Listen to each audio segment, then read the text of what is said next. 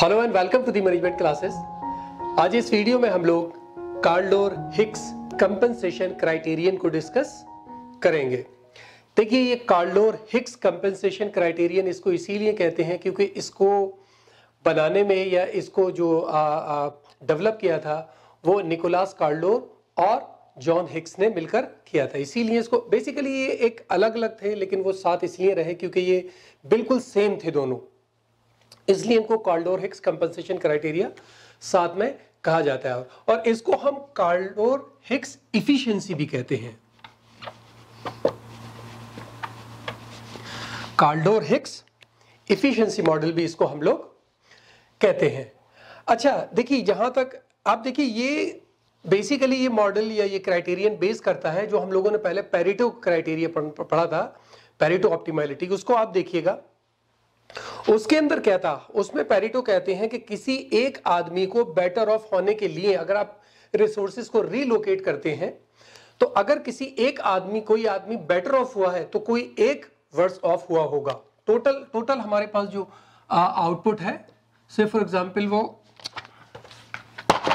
100 है, ठीक है, ए के पास 50 है और इसके पास 50 है, दो है हमारे पास, दो लोग हैं ए और बी। अब मान लीजिए रिसोर्सेज रीलोकेट हो गई तो इसके पास अगर 55 हो गया तो ये बेटर ऑफ हो गया, ठीक है, लेकिन हमारे पास है तो सिर्फ 100 ही ना, तो हम काम तो इसी में करेंगे, तो इसके पास 45 रह गए। तो पेरेटो को यही कहना था कि अगर कोई रीलोकेशन में कोई आदमी अगर बेटर ऑफ हो रहा है तो दूसरा वर्स ऑफ होगा। उसी चीज को आगे लेकर यहां पर कार्लडोर और हिक्स ने काम किया है। बेसिकली ये कहा जाता है कि कार्लडोर और हिक्स की जो क्राइटेरियन है वो सारे के सारे पेरेटो में मौजूद हैं, लेकिन पेरेटो के सारे इंप्रूवमेंट इधर नहीं है। तो ये कुछ लोग का मानना है कि जो कार्लडोर हिक्स का क्राइटेरियन है ये बड़ा है और पेरेटो का जो है वो थोड़ा छोटा है। खैर वो एक अलग मसला है। इसके अंदर पेरेटो जो अपने क्राइटेरिया में बात करते हैं वो ये कहते हैं कि मान लीजिए ये दो, एक वर्स ऑफ है, एक लूजर है और एक गेनर है। उनका कहना यह है कि अगर गेनर के पास इतना गेन हुआ है कि वो जो लूजर है उसको कंपनसेट कर दे और उसके बावजूद भी उसके पास कुछ बच जाए, उसके बावजूद भी उसके पास रिसोर्सेज बचें, तो उसको हम लोग सोशल वेलफेयर कहते हैं। जैसे मैं एग्जांपल लूं, समझना आसान होगा, इसको ब्लैक ले लें। देखिए, सपोज कर लीजिए दो लोग हैं, एक मिस्टर ए है और एक मिस्टर बी है। जो मिस्टर ए है वो रिच है, बहुत पैसा उनके पास है। मिस्टर बी जो है ये किसी तरह से 4,000 रुपीस कमाते हैं, ठीक है, तो इनका काम ऐसे ही चल रहा है, ये रिच है। अब मान लीजिए रिलोकेशन हुआ, एक चेंज आया, गवर्नमेंट की पॉलिसीज के हिसाब से चेंज आया, जिससे जो भी हमारी फिक्स रिसोर्सेज हैं अब उनमें चेंज आएगा। ये रिच चाहता है कि मैं चेंज करूं, तो इससे पूछा जाएगा कि आप इस चेंज को लाने के लिए कितना पे कर सकते हैं। इसने कहा कि ठीक है, अगर ये चेंज आता है तो मैं 2000 पे कर दूंगा। जाहिर है ये परेशान है, इससे कहा कि अगर ये चेंज रोका जाए, कि हो सकता है इससे तुम्हें नुकसान हो जाए, तो अगर इस चेंज को रोका जाए तो आप कितना पे कर सकते हैं। इसने कहा मैं 1000 पे कर दूंगा, ठीक है। अब यहां क्या है, रिच जो है वो तो 2000 पे करने के लिए तैयार है, ठीक है, और जो मिस्टर बी है वो कितना पे करने के लिए तैयार है, 1000। इसका मतलब अगर मिस्टर ए बी को कंपनसेट भी कर दें फिर भी उनके पास 1000 रुपीस बचेंगे, तो ये 1000 रुपीस सोशल वेलफेयर कहलाएंगे। समझ रहे हैं बात को? यानी वो कंडीशन जहां पर जो गेनर है, जिसको प्रॉफिट हुआ, जिसको मिला है, वो अगर लूजर को कंपनसेट भी कर दे उसके बावजूद भी उसके पास रिसोर्सेज बचती हैं, तो ये सोशल वेलफेयर कहलाता है। यानी सोसाइटी को कोई गेन हुआ है, यानी जो गेनर को जो गेन हुआ है वो लूजर के लॉस से ज्यादा होना चाहिए। यानी the amount of gainer must be greater than the amount of loser. जो लूजर का है वो कम होगा तो वो इसको कंपनसेट भी कर देगा और फिर भी उसके पास वेलफेयर रहेगा, कुछ रिसोर्सेज बचेंगी जो सोसाइटी में वेलफेयर लेकर आएंगी। पेरेटो में क्या था कि नहीं, वहीं पर खत्म हो जाएगा, इसको लॉस होगा तो इसको फायदा हो जाएगा, इसको लॉस होगा तो इसको फायदा हो जाएगा। यहां वो कह रहे हैं कि नहीं, अगर इतना फायदा हुआ है कि वो लूजर का लॉस को कंपनसेट कर दे उसके बावजूद भी उसके पास बचता है, तो वो सोशल वेलफेयर कहलाएगा। ठीक है, इसीलिए इसको कहते हैं काल्डोर हिक्स कंपनसेशन क्राइटेरियन, क्योंकि इसके अंदर कंपनसेट किया जाता है।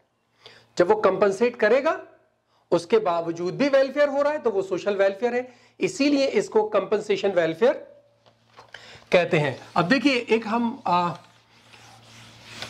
यूटिलिटी डायग्राम से इसको समझने की कोशिश करेंगे थोड़ा सा।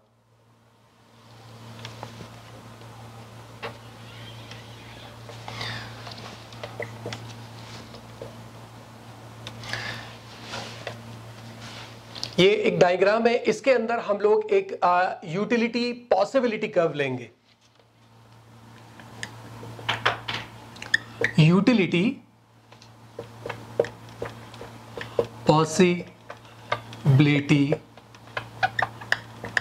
कर्व, ये कर्व आपको ये बताएगा कि ए और बी जो दो लोग हैं, दो इंडिविजुअल हैं, उनकी यूटिलिटी इस कर्व के ऊपर कहां तक रहती है और क्या चेंज आते हैं। सपोज कर लीजिए ये आपका कर्व आ गया, ठीक है, इस कर्व को आप कोई भी नाम दे दीजिए, डीई कर लीजिए।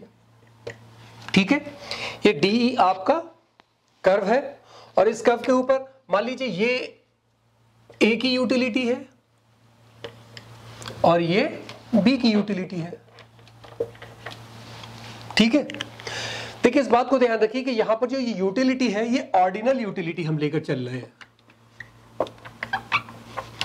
इसको हम ऑर्डिनल यूटिलिटी लेके चले। ऑर्डिनल यूटिलिटी किसे कहते हैं, यानी आप एक चीज से दूसरी को प्रीफर करें, लेकिन कितना प्रीफर कर रहे हैं ये आपको नहीं अंदाजा है, ये आपको पता नहीं है। जैसे मेरे दोस्त का बर्थडे था, उसने मुझे ऑप्शन दिया कि या तो मूवी देखने चलो या 5 स्टार होटल में डिनर कराता हूं। तो मैंने सोचा कि चलो मूवी छोड़ते हैं, 5 स्टार होटल में डिनर करने चलते हैं। ठीक है, अब मैंने प्रीफर किया डिनर को ओवर मूवी, लेकिन कितना प्रीफर किया मैंने, कितने परसेंट किया, कितनी यूटिलिटी किया, कितनी यूटिलिटी इधर ज्यादा है ये हमें नहीं पता है। बस मूवी नहीं देखना, डिनर करना है। यहां पर कितने परसेंट यूटिलिटी में चेंज है ये हमें नहीं पता है, इसलिए इसको ऑर्डिनल यूटिलिटी कहा जाता है। ठीक है, अब मान लीजिए हम एक पॉइंट लेके चलते हैं कि पहले से जो एक एलोकेशन था वो क्यू पॉइंट पर है, क्यू, वहां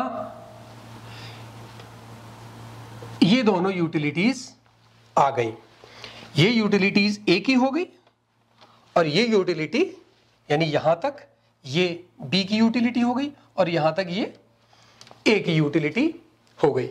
ठीक है, ये एक सिस्टम अभी चल रहा है। अब मानकर चलिए कि किसी गवर्नमेंट की पॉलिसी की वजह से रिलोकेशन हुआ, रिसोर्सेज का रिलोकेशन हुआ, और लोकेशन क्या हुआ, सपोज कर लीजिए कि इसके ऊपर एक नया रिलोकेशन आया इस पॉइंट पर टी। ठीक है, अब इस टी पर क्या हुआ है, ये एक रीलोकेशन, गवर्नमेंट ने रीलोकेशन किया, पहले ये था अब वो टी पर आ गया।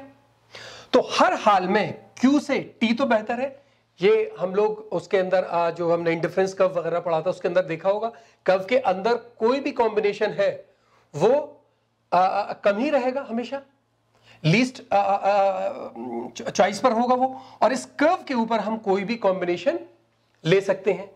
तो मान लीजिए टी में अगर लिया तो वहां क्या होगा कि देखिए ए की यूटिलिटी पहले यहां थी, ए की यूटिलिटी घट गई, लेकिन बी की यूटिलिटी तो यहां थी ना, वो यहां से यहां तक बढ़ गई। यानी अब क्लियर ये है कि बी बेटर ऑफ है और ए वर्स ऑफ है, ये क्लियर है। कंडीशन क्या है कि अगर गवर्नमेंट फिर से रिलोकेट करती है, या हम ये मान के चलें कि बी को जितना फायदा हुआ है, क्या उसके फायदे में से वो ए के लॉस को कंपनसेट कर सकता है और फिर भी उसके पास कुछ बचेगा, तो वो वेलफेयर कहलाएगा। अब हम देखें कि मान लीजिए हमने उसको चेंज करके, जो रिलोकेशन हुआ उसको टी की जगह हमने आर पर ले लिया, ठीक है। अब आर पर क्या हुआ, आर पर जाने के बाद अब आप देखिए तो ए अपने उसी यूटिलिटी पर आ गया, यानी ए कंपनसेट हो गया। ए को जितना लॉस हुआ था वो बी ने निकाल दिया, उसके बावजूद भी बी को फायदा हो रहा है। टी पर यहां थे, आर पर यहां आ गए, तो पहले इतना बड़ा था लेकिन अब इतना बड़ा है। तो इसका मतलब ये पोर्शन लॉस करने से, कंपनसेट करने से, इस पोर्शन को कंपनसेट करने से जो ए है उसका लॉस पूरा हो गया और उसके बावजूद भी ए के पास, बी के पास इतना वेलफेयर बचा है। जो हमारे काल्डोर हिक्स का कंपनसेशन क्राइटेरियन है वो इसको सोशल वेलफेयर कहता है। वो कहता है कि ये इंप्रूवमेंट इन सोशल वेलफेयर है। सोशल वेलफेयर इंप्रूव हो रहा है, यहां पर किसी को लॉस भी नहीं हो रहा और एक को फायदा भी हो रहा है। यही पेरिटो ऑप्टिमलिटी में और यहां पर ये थोड़ा सा डिफरेंस है। उन्होंने भी वहां एक जगह कहा कि अगर वो ऐड हो रहा है तो वो इंप्रूवमेंट में हो रहा है। यहां ये बेसिक इस चीज को लेकर चलते हैं। यहां काल्डोर हिक्स कहते हैं कि अगर गेनर को इतना फायदा हुआ है कि वो लूजर का लॉस कंपनसेट करने के बावजूद भी फायदे में है, तो ये सोशल वेलफेयर के अंदर इंप्रूवमेंट है, ठीक है। कैसे हो सकता है ये सिर्फ उस केस में हो सकता है जब यूजर की और कस्टमर की रियल इनकम बढ़ेगी। अगर मान लीजिए वहीं के वहीं इधर का इधर चेंज हो गया, इधर का इधर चेंज हो गया, तो नहीं हो पाएगा। यहां रियल इनकम का बढ़ना जरूरी था, तभी वो कंपनसेट कर पाएगा और बेटर ऑफ भी रह पाएगा। अच्छा, दूसरी चीज ये, इसी वजह से ये जो रियल इनकम का मामला है, इसकी वजह से काल्डोर और हिक्स ने अपने क्राइटेरियन के अंदर दो चीजों में डिफरेंस रखा है, change in output and change in allocation. Change in output and change in allocation. Change in output and change in allocation. तो देखिए, चेंज इन आउटपुट तो ये हो गया कि हमने Q से T पर पहुंचे, तो ये तो चेंज इन आउटपुट हुआ। और T से जब हम R पर आए हैं तो ये चेंज इन एलोकेशन हुआ है, क्योंकि सेम इंडिफरेंस कर्व पर, सेम पॉसिबिलिटी कर्व पर, सेम यूटिलिटी पॉसिबिलिटी कर्व के ऊपर हम चेंज T से R को चेंज किया। यानी पेरिटो ऑप्टिमलिटी में क्या है, इस कर्व के ऊपर जितने भी कोई भी कॉम्बिनेशन आप ले लीजिए वो सेम होंगे, है ना। ये हम उसमें इंडिफरेंस कर्व में भी पढ़कर आए हैं, ठीक है, और प्रोडक्शन पॉसिबिलिटी कर्व में भी पढ़कर आए हैं कि इसके ऊपर जो भी कॉम्बिनेशन होगा वो सेम यूटिलिटी हमें इस जगह पर दे रहा है। तो जब हम T से R की तरफ आए हैं तो हमने सिर्फ चेंज इन एलोकेशन किया है, यह हमने आउटपुट का चेंज नहीं किया, लेकिन यहां पूरा आउटपुट चेंज हो रहा है।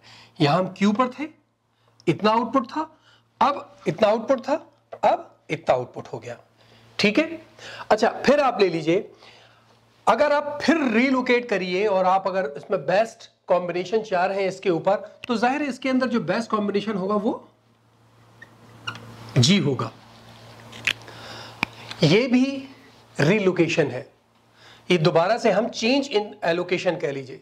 ये हम रिसोर्सेज को दोबारा से रिलोकेट कर रहे हैं, एक को घटा रहे हैं, एक को बढ़ा रहे हैं, लेकिन ये आइडियल आप एक तरीके से कह सकते हैं कि ये दोनों का आइडियल पॉइंट होगा, ठीक है। अगर लिमिटेशन की बात करें तो काल्डोर हिक्स ने इनकम डिस्ट्रीब्यूशन सिस्टम को बिल्कुल पूरी तरह से इग्नोर किया है। Income distribution. हर आदमी के पास इनकम की वैल्यू अलग अलग होती है। गरीब के पास पैसे की वैल्यू ज्यादा होती है, अमीर को पैसे की वैल्यू थोड़ी सी कम होती है। और सिंपली यहां ये हिग्स और Kaldor evaluates the alternative situation on the basis of monetary valuation of different persons. यहां उन्होंने ये देखा है कि मॉनेटरी वैल्यूएशन क्या है उसके पास, लेकिन उस पैसे की उसके पास यूटिलिटी कितनी है इसका कोई जिक्र नहीं है। और यहां पर ये मानकर चलते हैं कि जितने भी लोग हैं दुनिया के अंदर उन सब की पैसे की जो यूटिलिटी है, यूटिलिटी ऑफ मनी, वो सेम है, कोई डिफरेंट नहीं है। और अगर ये बात हम लेकर चले कि साहब एक है, तो फिर ये मॉडल या ये बात थोड़ी सी इलॉजिकल लगती है। क्यों? क्योंकि यहां गरीब भी हैं और अमीर भी हैं। जैसे हम एक एग्जाम्पल लेके चलें, हमने अभी जो एक एग्जाम्पल लिया था कि ए और बी है। ए जो है वो रिच है और बी के पास 400, ठीक है। ए से कहा गया कि तुम इस चेंज को लाने के लिए क्या पे कर सकते हो, तो वही वाली बात, इनने कहा कि मैं 2 कर दूंगा, इसने कहा कि मैं इसको रोकने के लिए 1000 दे दूंगा। काल्डोर हिग्स कहते हैं कि क्योंकि इसके पास इतना आया कि इसने बी को कंपनसेट किया और उसके बावजूद भी इसके पास 1000 बच गया, तो ये सोशल वेलफेयर के अंदर इंप्रूवमेंट है। लेकिन इसको 2000 खर्च करने में कितनी यूटिलिटी गेन हुई और इसको 1000 खर्च करने में कितनी यूटिलिटी लॉस हुई, ये कौन देखेगा? जैसे मैं एक एग्जांपल दूं, 2 आदमी हैं, एक बहुत अमीर है और एक बहुत गरीब है। दोनों रोड पर जा रहे हैं, यानी एक इतना गरीब है कि उसके बच्चे घर पर भूखे हैं और वो कहीं से उनके लिए खाना जुटाने के लिए निकला है। वो दोनों जा रहे हैं, दोनों को 100 का नोट जमीन पे पड़ा हुआ मिला। अब मुझे ये बताइए कि किसके लिए वो 100 के नोट की वैल्यू ज्यादा होगी, उस अमीर के लिए या वो जो उस बच्चों को खाना खिलाने के लिए ले जाएगा? जाहिर है उसके लिए ये बहुत ज्यादा होगी, क्योंकि इससे उसके बच्चे खाना खा लेंगे। अमीर क्या करेगा? एक सिगरेट का पैकेट ले लेगा, कुछ भी करे वो। देखिए, उठाए ना उठाए वो अलग मसला है। एक एग्जाम्पल है कि वो 100 रुपए उनको अगर मिलते हैं, कहीं से भी मिलते हैं, उसकी वैल्यू उनके लिए क्या होगी। तो जो यूटिलिटी है वो गरीब के लिए बहुत ज्यादा है और अमीर के लिए बहुत कम है। तो इसका 1000 में भी लॉस बहुत ज्यादा होगा और इसका 2000 में जो गेन होना है वो गेन भी बस थोड़ा सा ही होगा, ठीक है। इसका मतलब यह है कि अगर यूटिलिटी में पूरा चेंज नहीं आ रहा तो फिर ये डेवलपमेंट कहां हो गया? ये फिर टोटल वेलफेयर यहां पर नहीं बढ़ रहा है, टोटल वेलफेयर उतना नहीं है। क्यों? क्योंकि यहां तो इसको लॉस ज्यादा है यूटिलिटी में और इसको फायदा कम है ना। तो इस वजह से यहां ये लेकर चले, ये बात माना लोगों ने कि जो काल्डोर और हिग्स का कंपनसेशन क्राइटेरियन है ये ठीक है, लेकिन चूंकि इसके अंदर इनकम डिस्ट्रीब्यूशन को, बल्कि कहिए एग्जिस्टेंस ऑफ इनकम डिस्ट्रीब्यूशन को पूरी तरह से इग्नोर किया गया है, इसलिए ये चीज थोड़ी सी लॉजिकल लगती है, ठीक है। तो छोटा मॉडल है, मुझे उम्मीद है समझ में आया होगा। कोई प्रॉब्लम हो तो मुझे कमेंट बॉक्स में बताइए। इस वीडियो में इतना ही। Thank you so much.